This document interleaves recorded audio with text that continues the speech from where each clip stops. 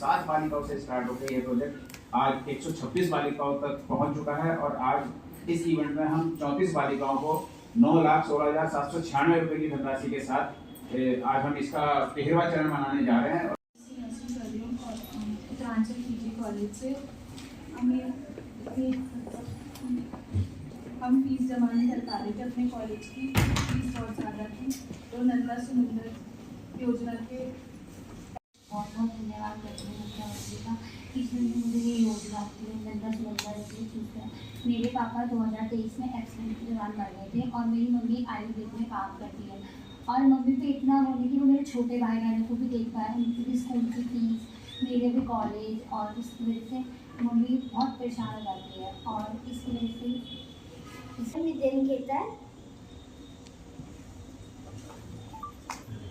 मेरी मम्मी ने लाइफ में बहुत ज़्यादा स्ट्रगल करा है और हमारी फीस भरी है। अब तक मेरी मम्मी प्राइवेट जॉब्स करती थी, जिससे हमारी अब तक की फीस भरी है और अब आपकी वजह से हमारी बहुत हेल्प होगी एजुकेशन में, हम आगे पढ़ पाएंगे। थैंक यू, मैं आपका बहुत बहुत हमारे को so I really highly advise to you, thank you so much. तो आपकी इस स्कीम का पता चला है, तो आपका बहुत बहुत धन्यवाद। नंदी और ईशा की मम्मी हमारे साथ में है, तो मेरा आपसे अनुरोध रहेगा कि अपने बच्चों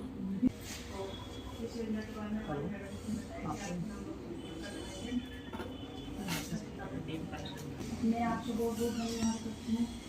आपने उसकी पढ़ाई की लिए और वो आगे अपना कंप्लीट कर पाएगी। क्या कोर्स करती है? मैं मेडिकल लाइन से करूँगी। बेटी आई थी? नहीं, बेटी आर्टिस्ट करूँगी, इसलिए बेटी नहीं आई। आपकी वजह से मेरी फीस भरी जा रही है। मिला है आप अभी, और मैं आपका धन्यवाद करती हूँ, बहुत बहुत धन्यवाद करती हूँ।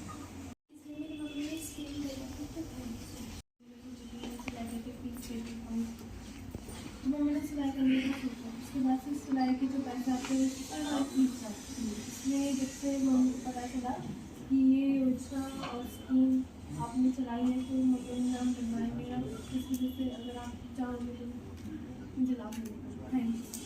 सिलाई योजना की वजह से हमें बहुत मदद होती है, मैं आगे पढ़ाई करने में थैंक यू। और मेरी सिस्टर है, उनकी दोनों की भी ट्रैवल की लाइसेंस होती है हफ्ते में 2 बार। मेरी मम्मी अकेली है, जॉब करती हैं private. Sir thank you so much कि आपने मेरी पढ़ाई को कंटिन्यू रखा। कौन से कॉलेज से पढ़ी हैं? उत्तराखंड ओपन यूनिवर्सिटी से सर। क्या कोर्स कर रहे हो? Sir MSc botany. School. I thanks to you for giving me the opportunity for paying my school fees. Thank you. My school name is Bible School. Thank you for paying my school fees.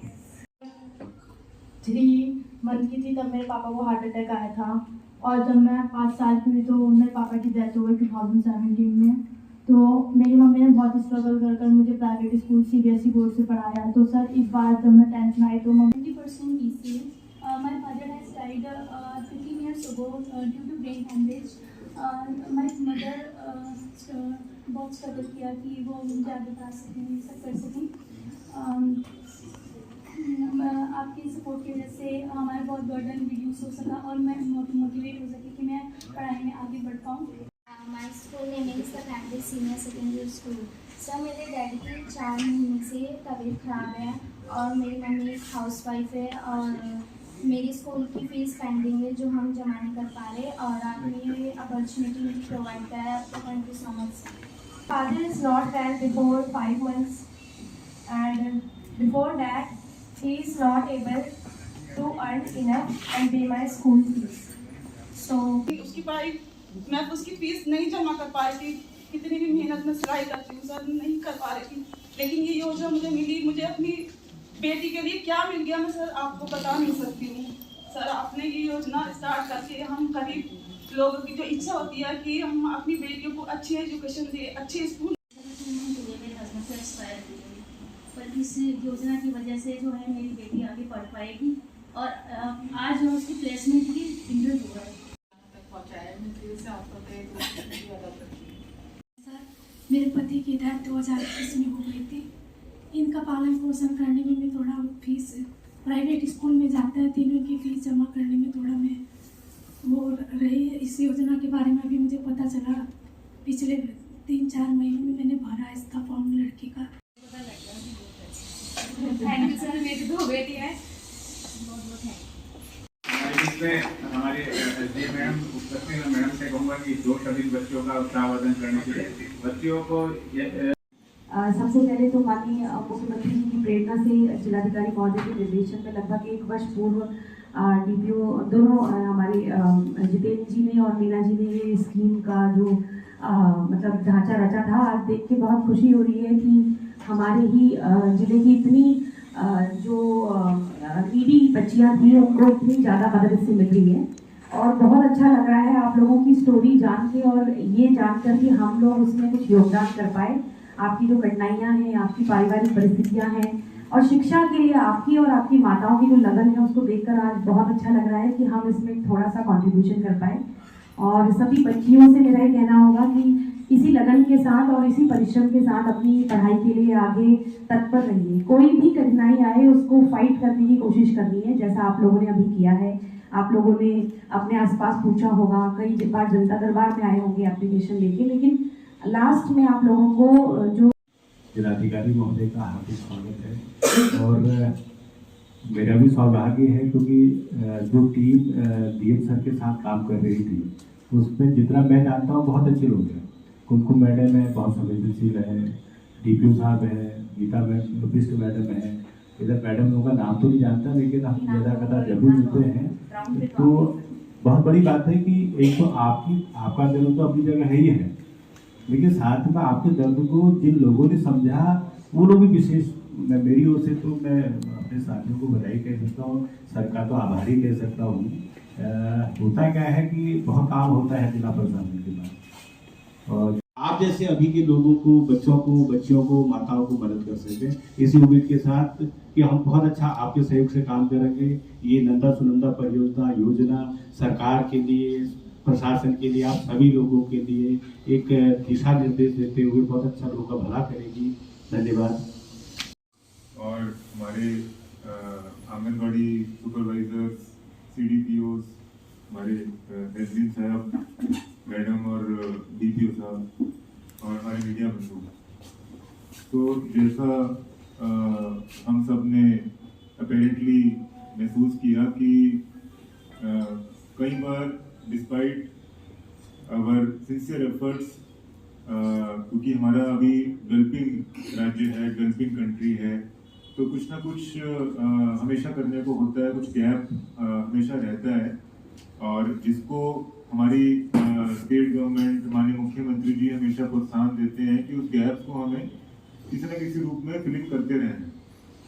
वो भले ही अभी formalise ना हो, लेकिन इतना सशक्त करते हैं स्टेट गवर्नमेंट और माननीय मुख्यमंत्री जी एडमिनिस्ट्रेशन को कि हम कुछ ना कुछ वेज एंड मीन्स डिवाइस कर सकें कि जो गैप्स हैं, जो हमारे नीड्स एंड एस्पिरेशंस हैं जेन्युइन, उनको हम एड्रेस कर सकें। तो उसी क्रम में जब महसूस किया गया कि हमारे पास ऐसे कई केसेज आ रहे हैं और जिनको रिलीफ असिस्टेंस के जो माध्यम है वो न्यून है या एग्जिस्ट नहीं करते, तो वहीं से स्कीम का जेनेसिस हुआ। और नंदा सुनंदा जो देवियां हैं उनको हमने वस्तुस्थिति में, रियलिटी में तो नहीं देखा है, लेकिन हमारे टीम मेंबर्स का ये मानना था कि अगर हमने ऐसी बालिकाओं को सशक्त कर दिया तो that is as good as Mata Nanda Sunanda की स्तुति करना। तो आप सारी बालिकाएं हमारे लिए देवी समान हैं, और हम आपसे सिर्फ ये रिक्वेस्ट करते हैं कि हम जितना भी असिस्ट कर पा रहे हैं उसको आपने लीवरेज करना है और आगे यूज करना है अपने आप को और एम्पावर करने के लिए। आइडेंटिफाई करते हैं और तय तक पहुंचते हैं कि कौन सबसे जेन्युइन है, कौन मोस्ट डिजर्विंग है। और हमारा जो ये कोर्स है जहाँ से हम स्पॉन्सर कर पा रहे हैं इस कोर्स को, उसके लिए मैडम, एसडीएम मैडम, जो बहुत सजग रहते हुए और बहुत ट्रांसपेरेंसी से इसको डिजाइन कर रही है, जिससे हमारा जो असिस्टेंस है वो संभव हो पाएगी।